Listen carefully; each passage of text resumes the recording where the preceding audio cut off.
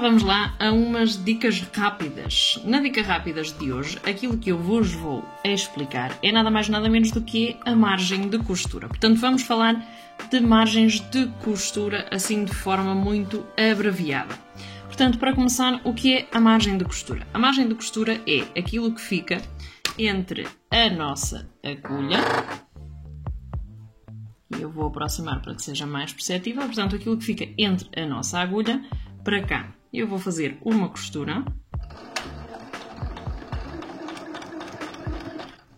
Portanto, aqui já conseguimos perceber que temos a nossa margem de costura da agulha para lá. Conseguimos perceber aqui na parte de trás que a nossa margem de costura é grande.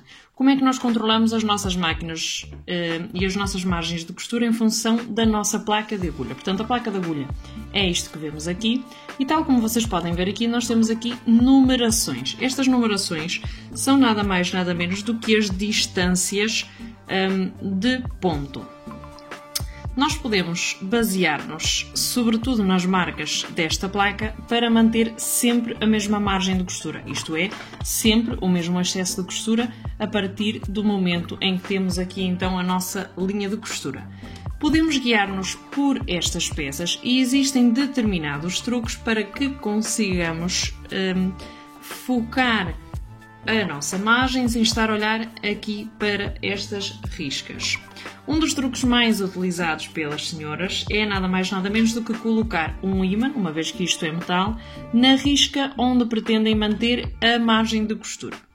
Muitas outras utilizam, e agora vou ter que levantar o pé, a margem de pé. Isto significa que no extremo temos o tecido, portanto no extremo do pé calcador, e a partir daqui a nossa margem de costura vai manter-se.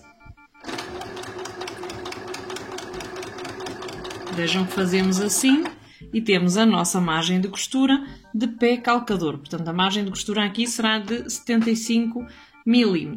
Portanto, aquilo que nós temos aqui é nada mais, nada menos do que o excesso após a costura. Muitas outras senhoras, em vez de marcar aqui com o ímã, fazem também com a fita adesiva. Portanto, colocam um bocadinho de fita adesiva em cima da marcação que pretendem e a partir dela, portanto, controlam aquilo que é a distância das margens de costura. A margem de costura muitas das vezes não está incluída nos moldes, por isso é que muitas das vezes quando vemos um tutorial indicam que devemos cortar 1 cm de margem de costura, é nada mais, nada menos do que isto, portanto não confundam margem de costura com margem de vestibilidade, perdão. A margem de vestibilidade é realmente aquele centímetro ou 2 centímetros de conforto no vestuário, portanto para que nos possamos movimentar quando temos a peça vestida, é importante também tê-los em conta.